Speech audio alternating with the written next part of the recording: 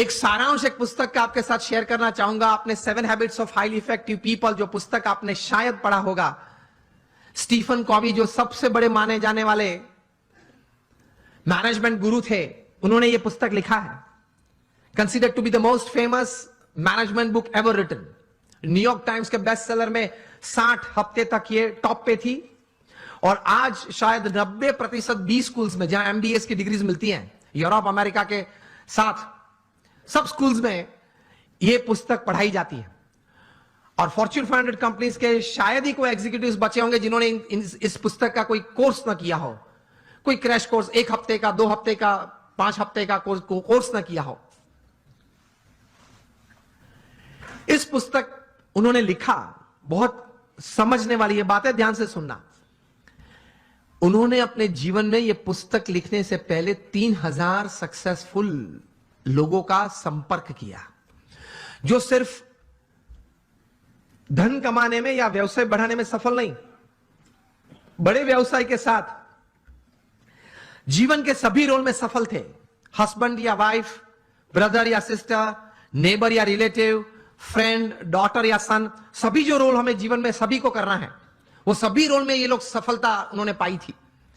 ऐसे 3000 से ज्यादा लोग को वे मिले और मिलने के बाद शांति से 3 साल तक मतलब विचार किए और फिर ये पुस्तक लिखे, the 7 habits of highly effective people. मतलब अति असरकारक व्यक्तित्व धराने वाले व्यक्तियों के जीवन में ये 7 आदतें मैंने कॉमन देखी। मैं सभी का वर्णन नहीं करना चाहूंगा, लेकिन सिर्फ आपको नाम देता हूं। प्रथम आदत थी प्रोएक्टिव, जो सफलता के लिए बहुत जरूरी है। हम लोग एक्टिव तो हैं, प्रोएक्टिविटी मतलब प्रतिकूल परिस्थिति में सानुकूल प्रतिभाव। प्रतिकूल परिस्थिति में सानुकूल प्रतिभाव। आपके घर में आपके मन के मुताबिक बात नहीं बनी, फिर भी आप सबको साथ देना चाहते हो।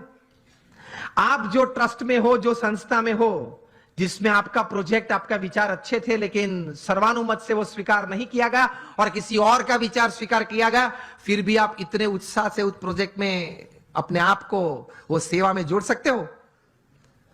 ये बोलते हैं प्रतिकूल परिस्थिति में सानुकूल प्रतिभाव। आपका किसी ने अपमान किया, फिर उस वक्त आप स्थिर रह सकते हो। यह सफलता के लिए बहुत जरूरी है। कोई बड़ी आपत्ति आपके जीवन में आ गई, a setback, a failure is part of life, लेकिन उस वक्त आप स्थिर रहे। आपने जो विचार या उस वक्त जो एक्शंस बताए वो नीति नियम के अनुसार थे या गैर रीति में आप चले गए। प्रतिकूल परिस्थिति में सानुकूल प्रतिभाव।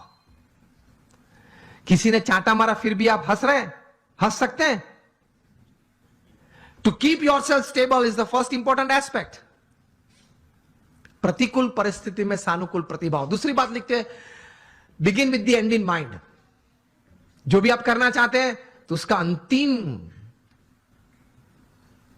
परिणाम आप क्या चाहते हैं वो आप अभी से सोच लें, और अंतिम नतीजा शायद क्या भी आ सकता है वो भी आप तैयार कर लें।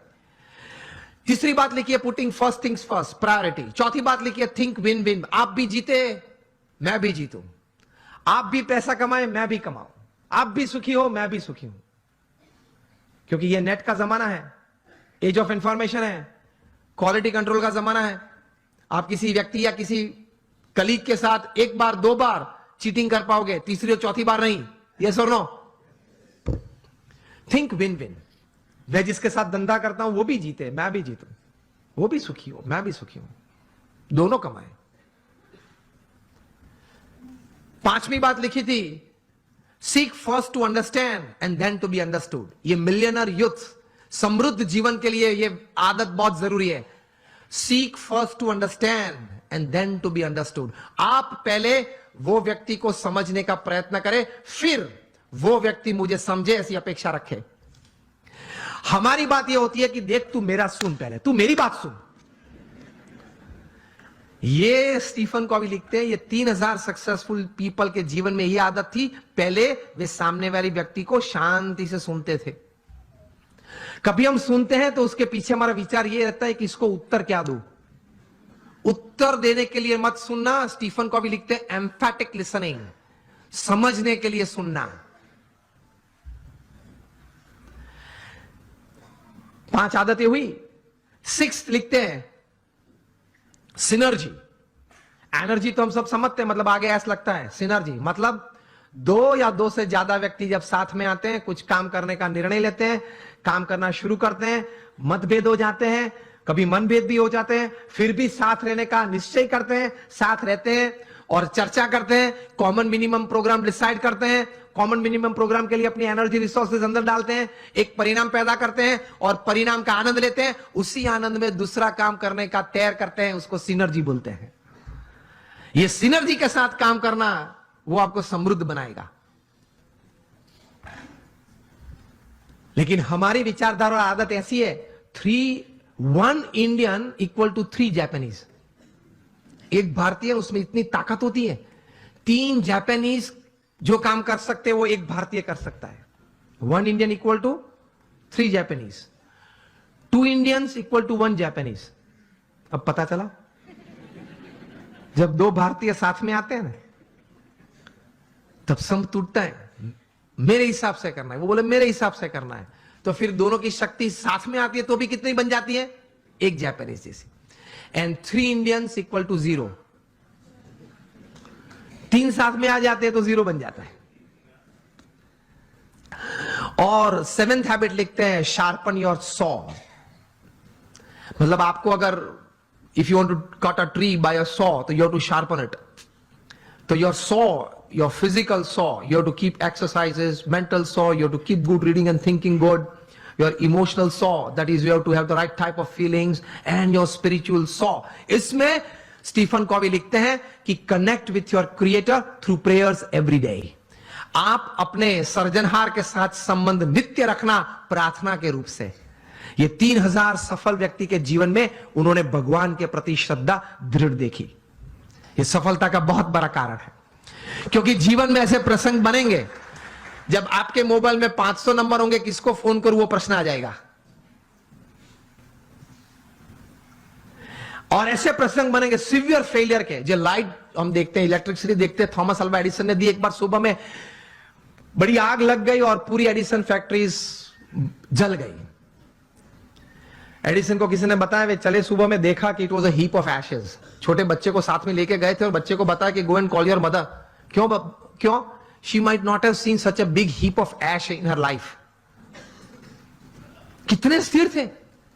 और एडिसन की पत्नी जब आई, तब वो पत्नी तो एकदम जमीन पे गिर पड़ी कि हमारी फैक्ट्री की पूरी जल गई है फैक्ट्री। एडिसन ने अपनी पत्नी का हाथ पकड़ा और उसको स्टेबल किया, और एडिसन बोले ऊपर देख के, thank God all my mistakes have burned up. I'm coming back at 10. I'll start again. और ये इलेक्ट्रिसिटी और ये लाइट हमको दी। उन्होंने बोला कि भगवान आपका आभार, मेरी सब गलतियां जल गई। वो गलतियां नहीं थी, जब तक वे अस्तित्व में थी तब तक वे रिकॉर्ड्स थे, डेटा था। You got my point? जब तक वो पेपर्स थे, जब तक फैक्ट्री जल नहीं गई थी, लेबोरेटरी थी, तब तक वो सब क्या था? रिकॉर्ड्स और डेटा था। एक बार जल गई, यहां अभिगम बदल दिया, गलतियां थी, जल गई, I will start afresh. He did it and he give this. ये कहां से इतना बल आता है इस परिस्थिति में?